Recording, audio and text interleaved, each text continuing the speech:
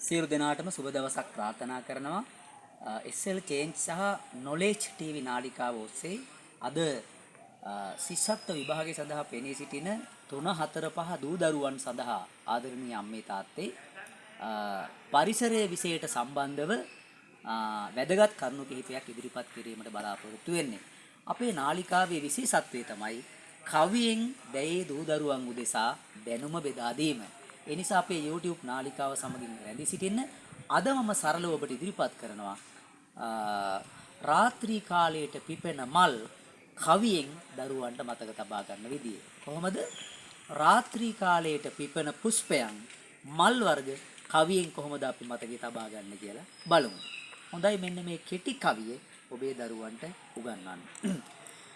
පිච්ච ඉන්දර කුමාරි කඩුපුල් වේවා සේපාලිකා රැට පිපි සුවඳ ගෙනාවා.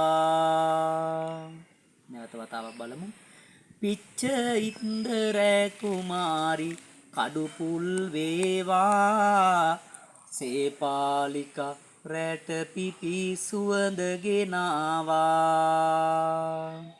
පිච්ච මල්, සේපාලිකා මල්, ඉද්ද මල්, රෑ කුමාරි මල්, මේ කියන මල් වර්ග රාත්‍රී කාලෙදී තමයි පිපෙන්නේ දුවේ පුතේ. හොඳට කවිය පාඩම් කරගනිමු. අපිට දැනුම වර්ධනය කර ගැනීම සඳහා නැවත වතාවක් අපි බලමු. පිච්ච ඉන්දර කුමාරි කඩුපුල් වේවා සේපාලිකා රැට පිපි සුවඳ ගෙනාවා. හොඳයි. නැවතත් අලුත් විෂය කරුණු වලින් අපි නැවත හමු වෙනතුරු අදට අපි සමුගන්නවා අපේ Knowledge TV නාලිකාව subscribe කොට තබා ගන්න විෂය දැනුම කවියෙන් අලුත් කර ගැනීම සඳහා. සියලු දෙනාටම සුබ දවසක්.